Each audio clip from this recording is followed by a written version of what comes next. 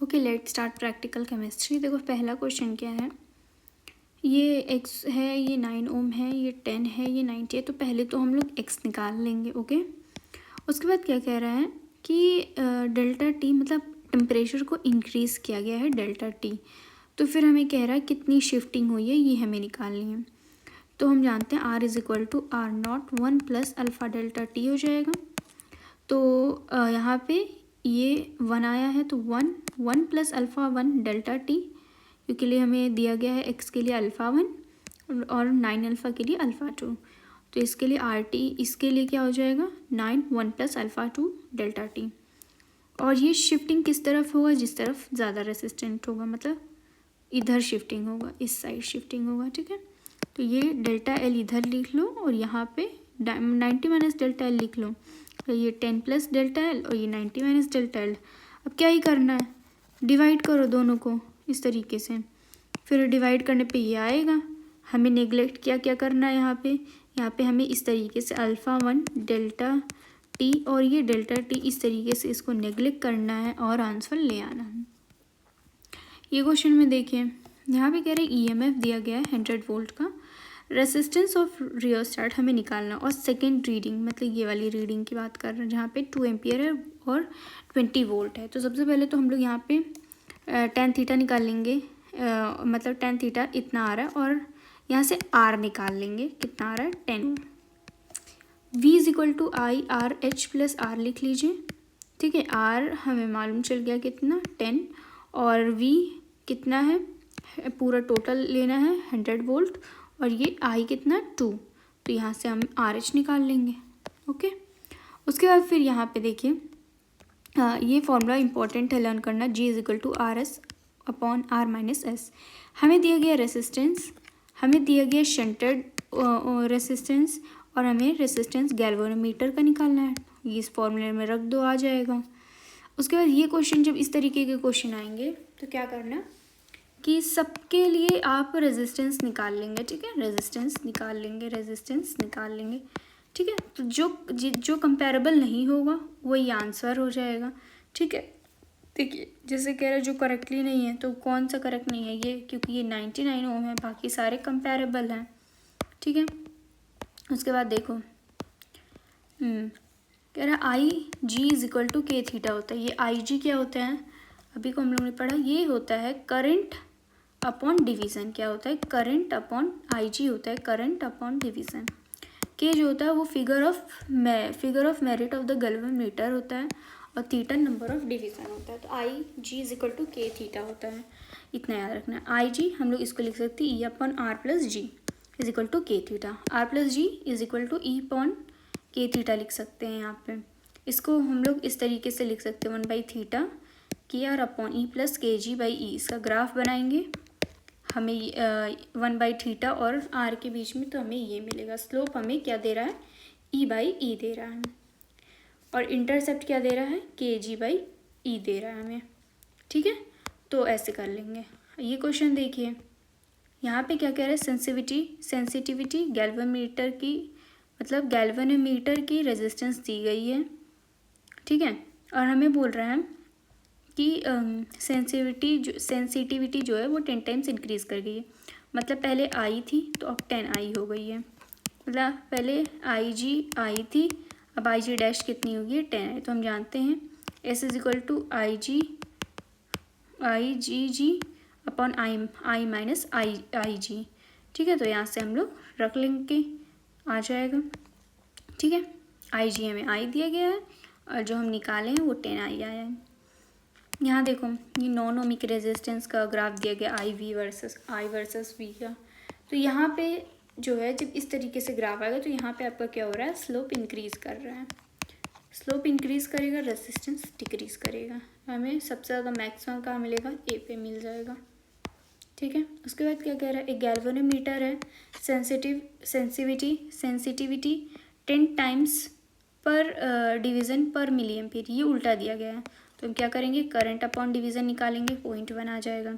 ऐसे इसका दूसरे का आई जी निकाल लेंगे, कितना आएगा, इसका कितना आएगा, 0.5 आ जाएगा। ठीक है, मतलब आई डैश कितना आ जाएगा, 0.5, और आई जी क्या आ जाएगा ये, ठीक है।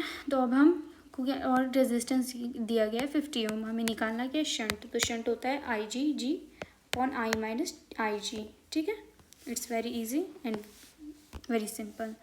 ये क्वेश्चन देखो, ये क्वेश्चन में इसको पहले हम समझाते नीचे वाले को, उसके बाद हम उसको समझा सकते हैं।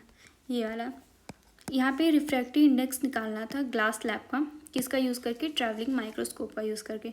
हम जानते हैं mu equal to real depth upon apparent depth होता है। तो यहाँ से हम लोग ट्रैवलिंग माइक्रोस्कोप निकाले, ये R3 था, ये R2 है, ये R1 है।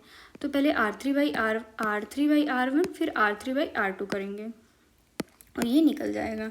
ऐसे ही वाला क्वेश्चन जो है इसमें भी सेम यूज़ करना है, जहाँ पे हमें पहले जो रीडिंग ली गई उसमें क्या हुआ कि ये लिया गया है आपका B, ये लिया गया है A और ये लिया गया था H, ठीक है। तो पहला तो आएगा B minus H upon B अब बाई ए, और दूसरे में लिया गया है C और D, मतलब A और B को रिप्लेस करके क्या लिया गया है C और D, तो ये हो जाएगा D minus H upon D minus C।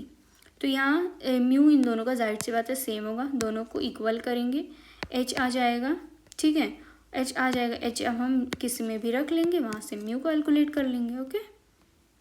उसके बाद देखिए सिस्टमैटिक एरर क्या होता है, ये प्रेडिक्टेबल होता है, इनका जो एरर डिफरेंस होता है वो कांस्टेंट होता है। लेकिन वही रैंडम एरर की बात करें तो कहता है कि वो प्रेडिक्टेबल नहीं होता है और इनका एरर जो होता है वो कांस्टेंट नहीं होता है। एक्यूरेसी और प्रेसिजन दोनों अलग अलग बातें हैं, लिंक्ड नहीं होते ये कभी किसी से, मतलब एक दूसरे से। Principle of vernier caliper, vernier caliper का क्या प्रिंसिपल है, हम लोग इसको यूज़ करते हैं इंटरनल एक्सटर्नल डायमीटर को मेज़र करने के और डेप्थ ऑफ द वेसल को मेज़र करने से। देखो यहाँ से हम इंटरनल डायमीटर को मेज़र करेंगे और यहाँ से आप आउटर डायमीटर को मेज़र करेंगे और ये वाले से आप डेप्थ मेज़र करेंगे। देखो इस टाइप के क्वेश्चन बहुत आते हैं, मतलब इस टाइप के आते हैं कि इस तरीके से ट्रायंगल दे देता है, ये आपकी इस तरीके से मार्किंग हो गई। तो यहाँ पे ये जो x और l है, x is equal to l sec theta हो जाता है, जो कि ये जो x दिया गया है ये आपका MHD है, क्या है MHD है, और l जो है वो VHD है। तो LC क्या आ जाएगा, l सेक थीटा माइनस 1 आ जाएगा, ठीक है। अब यहाँ पे देखो ये वाला क्वेश्चन देखो, यहाँ पे क्या कह रहा है कि ये इस तरीके से है, तो ये आपका मेन स्केल है, ये आपका वर्नियर स्केल है, ये आपका वर्नियर स्केल है। हमें लेंथ बतानी किसकी है, हमें लेंथ बतानी इसकी PQ की। तो क्या ही करना है, ये आपकी MHD है, तो यहाँ पे ये ख़त्म हो रहा है, तो ये 10 पे ख़त्म हो रहा है, तो ये 10x लिख लीजिए। और ये जहाँ पे कॉन्साइड हो रहा है ये वाला, इनका जो भी है जहाँ पे कॉन्साइड हो रहा है उसको गिन लीजिए। तो ये कहीं ना कहीं 1 पे कॉन्साइड हो रहा है, तो ये 1 और LC क्या हो जाएगा, यही l सेक थीटा माइनस 1। फिर सॉल्व कर लेंगे, गेट दैट।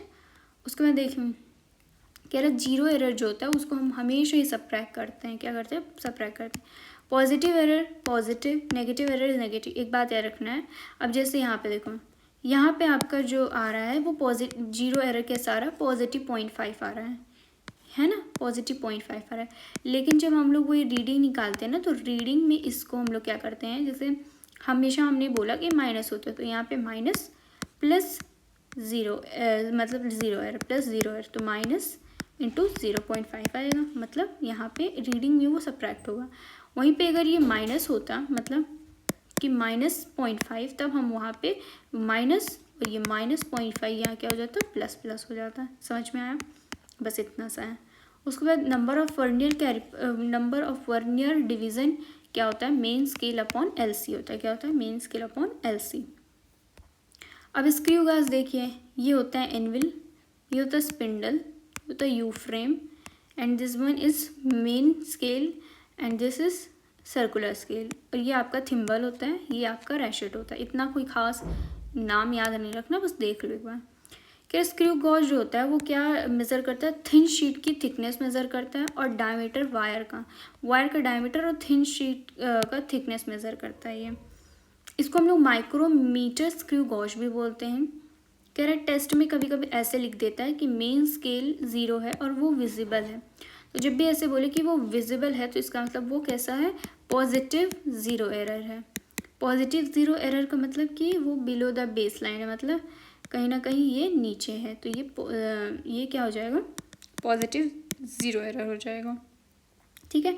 प्रिंसिपल क्या है, लीनियर डिस्टेंस जो होता है move by screw is directly proportional to rotation. जो लीनियर डिस्टेंस है वो डायरेक्टली प्रोपोर्शनल होता है किसके, रोटेशन के। यही इसका प्रिंसिपल है।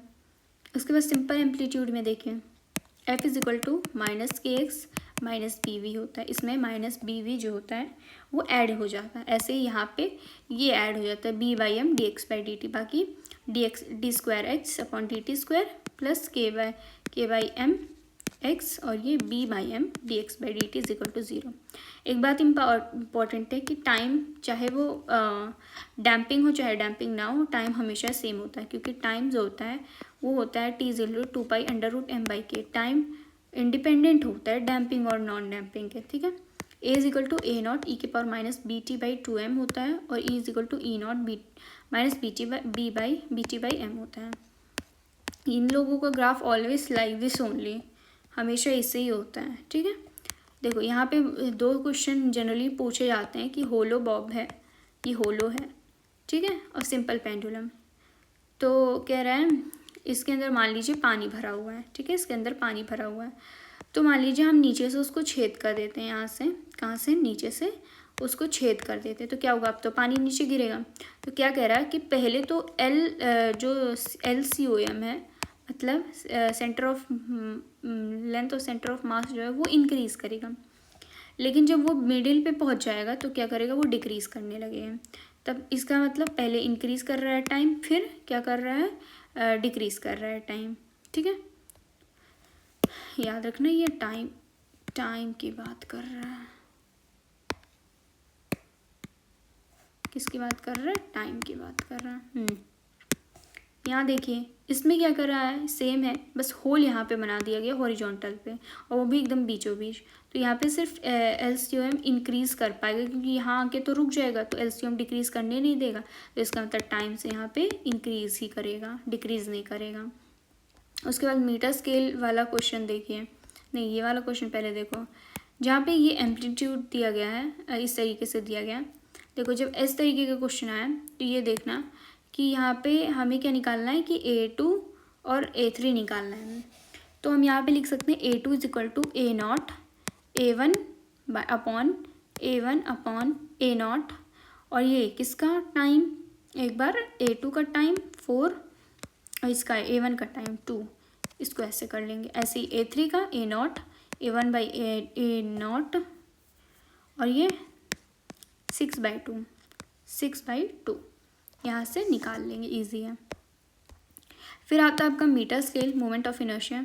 यहाँ पे मेन है आपका डायग्राम कि किस तरीके से डायग्राम है। कह रहा है metre scale is balance knife at it centre. पहले तो जब कुछ भी नहीं रखा है तब तो वो बैलेंस्ड एकदम सेंटर पे बैलेंस्ड है, मतलब यहीं पे आपका क्या है, सेंटर ऑफ मास है। ठीक है। उसके बाद कह रहा है कि 2 कॉइन को, मतलब 5 ग्राम है, उनको एक साइड पर रख दिया गया, और वो 12 सेंटीमीटर 8 से 12 सेंटीमीटर पे रखा गया, 8 से 12 सेंटीमीटर पे उसको रखा गया। ठीक है। तब कह रहा है, तब क्या हुआ कि तब बैलेंस जो हो रहा है वो 45 सेंटीमीटर हो रहा है, मतलब यहाँ से 45 सेंटीमीटर पे बैलेंस हो रहा है। और यहाँ पे तो आपका mg था, मतलब जो सेंटर पे था, तो यहाँ पे मोस्ट इम्पॉर्टेंट है वर्ड, तो यहाँ से हम इसको वो करेंगे, नॉर्मल ड्रॉ यहीं से निकालेंगे, रोटेशन ऑफ एक्सिस से घुमाएंगे, तो ये 10 × 33 और ये m × 5 हो जाएगा। ठीक है। अब ये क्वेश्चन देखो, ये न्यू क्वेश्चन है। कह रहा 2 मैन है are carrying uniform bar of length on the shoulder, वो अपने अपने शोल्डर पे लेके जा रहे हैं, और अभी तो यूनिफॉर्मली वो ऐसे लेके जा रहे हैं। लेकिन अब क्या हुआ कि जो बार है is held horizontally such that a get 1/4। अब क्या कह रहे हैं, अब इस तरीके से रख दिया गया कि ए को अब 1/4 मिल रहा है, 1/4 mg मिल रहा है, 1/4 mg मिल रहा है। अब जाहिर सी बात है दूसरे को 3/4 mg मिलेगा। तो कह रहा है जब ए जो होगा वो एक एंड ऑफ द बार पे होगा, तो जो बी होगा वो कहाँ पे होगा, ये पूछा जा रहा है। तो हम क्या करेंगे, एंड इसको तो ये एंड पे है, इसको मान लीजिए ये यहाँ से एक्स पे है, ये तो L/2 हो जाएगा। तो यहाँ से अब हम लोग कंपेयर कर लेंगे ईजिली। ठीक है, डायग्राम में इंपॉर्टेंट है, यहाँ पे भी है। अब ये क्वेश्चन देखो, कह रहा है एक फॉल्स बैलेंस है, हैज़ इक्वल आर्म। अब कह रहा है एक फॉल्स बैलेंस है, अभी तो उनके पास इक्वल आर्म्स हैं, ठीक है। एन ऑब्जेक्ट वेट एक्स है when placed in one pan, एक ऑब्जेक्ट को रखा गया एक पैन पे, जैसे तराजू होता है वैसे ही एक पैन पे इस ऑब्जेक्ट को रखा गया, तब उसकी वेट जो आ रही है वो एक्स आ रही है। और जब इस वाले पे रखा गया ऑब्जेक्ट तो वाई आ रही है, इस पे कितनी आ रही है, मतलब वेट वाई आ रही है। ऐसे केस में क्या करेंगे, तो फिर ये ऐसे लिखेंगे, यहाँ ऑब्जेक्ट और यहाँ पे आपका क्या हो जाएगा W और ये आपका L और ये आपका X, ठीक है। अब यहाँ से हम लोग इससे वो करेंगे, इसको एक्सेस मानेंगे।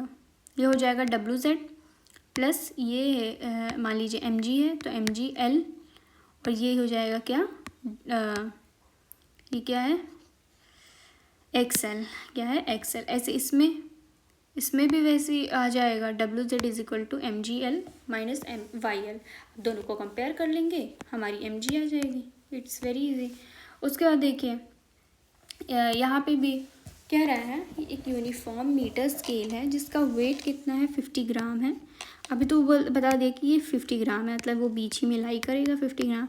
अब कह रहे हैं इस बैलेंस है 60 सेंटीमीटर मार्क। अभी वो बैलेंस किस पे है, कितने पे है 60, मतलब यहाँ से वो 60 सेंटीमीटर मार्क पे बैलेंस्ड है। चलो ठीक है। और जो 15 किलोग्राम है वो 10 सेंटीमीटर तक है, तो 15 किलोग्राम कहाँ तक सस्पेंड है, 10 सेंटीमीटर तक सस्पेंड है। उसके बाद कह रहा है व्हाट मस्ट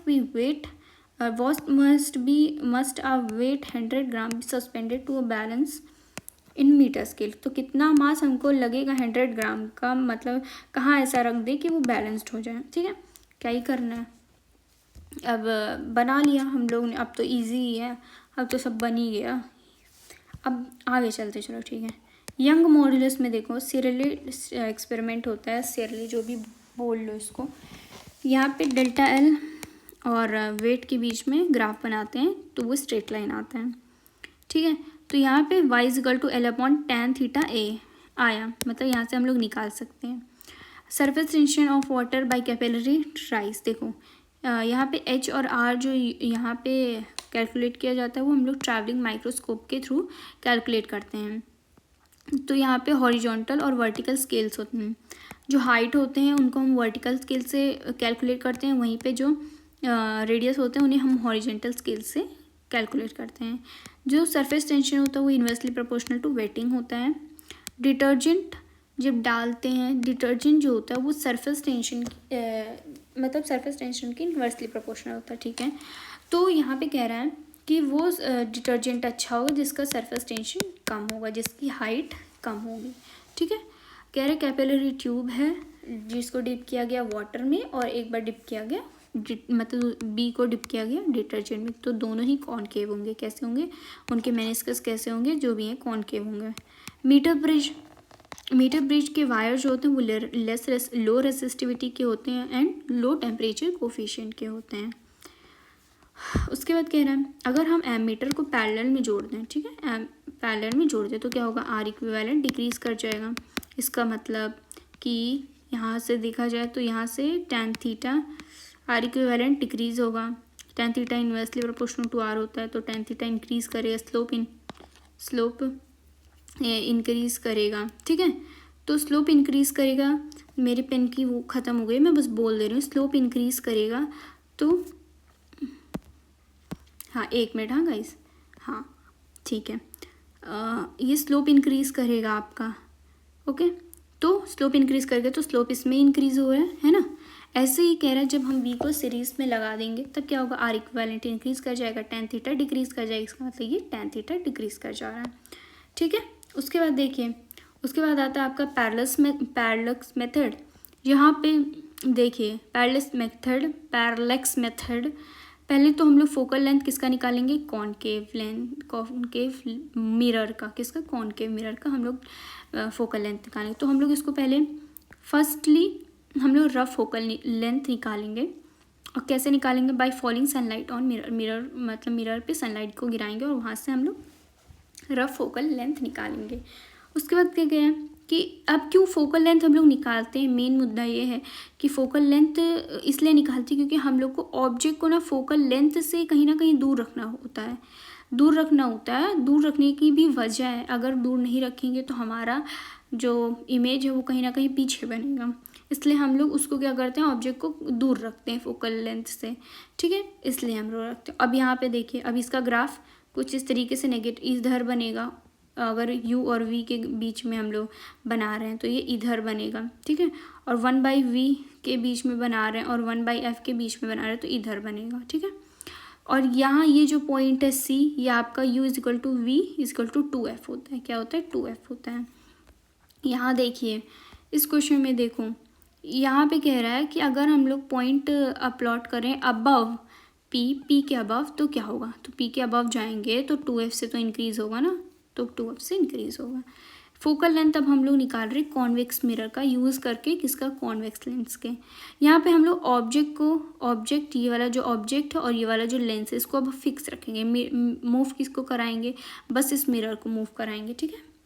तो पहले केस में तो हमको ये तो हम लोग आपका कैलकुलेट कर लेंगे, उसी जो बेंच रखी हुई होगी, क्या बोलते हैं उसको, कौन सी बेंच? ऑप्टिकल बेंच, हाँ ऑप्टिकल बेंच। तो ऑप्टिकल बेंच से तो हम लोग ये कैलकुलेट कर लेंगे। फिर ये जहाँ पे कॉन्साइड करेगा आई, तो ये हम इसका आर निकाल लेंगे, ठीक है। उसके बाद फिर हम मिरर को हटा देंगे, फिर हमारे यहाँ से v आ जाएगा, ये वाला v आ जाएगा। तो r जो होता है वो क्या होता है? v - d होता है। और फिर हम वहाँ से fm निकालेंगे, r/2 होता है। अब ये इसी के बेस्ड के क्वेश्चन है, जहाँ पे ये दिया हुआ convex lens of focal length 15 centimetre. अब इसका हम लोग डायग्राम बना लेंगे। इसी तरीके से आएगा डायग्राम आपका, जहाँ पे हमें क्या दिया गया है? u दिया गया है, ठीक है, और हमें दिया गया कि d 5 सेंटीमीटर है, और फिर क्या ना d 5 सेंटीमीटर है, और क्या क्या दिया है, ठीक है, फोकल लेंथ भी दिया गया है कि 15 सेंटीमीटर है। तो अब जाहिर सी बात है हम v निकाल लेंगे, यहाँ से v निकाल लें तो r = हमें क्या निकालना? Radius of curvature, r = v - d होता है, तो हम वहाँ से ये निकाल लेंगे, ठीक है। उसके बाद देखिए यहाँ पे कह रहा फोकल लेंथ कॉन्वेक्स लेंस का निकालना, तो कॉन्वेक्स लेंस का आपका इस तरफ आएगा, ठीक है, और यहाँ पे भी वही सेम होगा कि ये c जो होगा वो 2f के इक्वल होगा।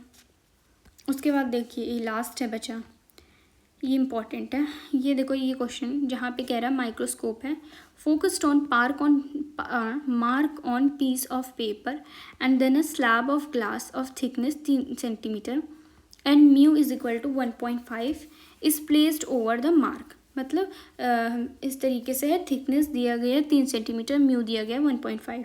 कह रहा हाउ शुड, कितना हम लोग माइक्रोस्कोप को मूव कराएं कि फिर से वो फोकस पे आ जाए। तो शिफ्ट निकाल लीजिए पहले, T1 - 1/μ से, तो 1 सेंटीमीटर आएगा। इससे हम लोग शिफ्ट कहाँ करवाएंगे? अपवर्ड शिफ्ट करवाएंगे, किधर? अपवर्ड। फिर कह रहा है VI characteristics of PN junction reverse bias में क्या रिजल्ट करता है? लीकेज करंट और ब्रेक डाउन करंट। क्या? लीकेज करंट और ब्रेक डाउन करंट। ये देखिए ये बहुत अच्छा है। यहाँ पे कह रहा है जब VZ अगर ज़्यादा हुआ, V जो हम लोग प्रोवाइड कर रहे हैं, तब तो हमारा कोई भी करंट फ्लो नहीं होगा जीना डायोड में। और दूसरा केस ये, दूसरा कंडीशन ये है कि अगर मतलब दूसरा केस ये है कि कब जीना डायोड में कब करंट फ्लो नहीं करेगा। और जैसे मान लीजिए हम यहाँ पे ये I निकाल लिए, जिस मेथड से निकालते हैं, ठीक है, जिस मेथड से निकालते हैं वहाँ से I निकाले और ये I' निकाल लिए। फिर अगर हम लोग का ये आ रहा है कि I' जो है वो बड़ा है I से, तब तो ये पॉसिबल ही नहीं है, तो यहाँ पे कोई भी करंट फ्लो नहीं होगा जीनर डायोड में। तो ये इम्पॉर्टेंट है, ये देख लो, ये V आउटपुट, ये V इनपुट, यहाँ जीनर डायोड का ग्राफ। ये लास्ट है जहाँ पे दिया गया है कि रेसिस्टेंस कैसे पता लगाते हैं, रेसिस्टेंस है कि नहीं। देखो अगर हम लोग पोलैरिटी चेंज करें और करंट चेंज ना हो तब तो वो रेसिस्टेंस है। कैपेसिटर में ऐसा होता है कि हम लोग पोलैरिटी चेंज करेंगे तो वहाँ पे कंडक्ट ही नहीं करेगा करंट, और वो सिर्फ AC में फ्लो होगा, तब तो हम पता लगाएंगे कि वो कैपेसिटर है। डायोड का क्या है कि करंट कंडक्ट करता है, करंट यूनिडायरेक्शनली। कैसा? यूनिडायरेक्शनली वो कंडक्ट करता है। वहीं LED में क्या होता है? यूनिडायरेक्शनली कंडक्ट करता है और लाइट प्रोड्यूस करता है।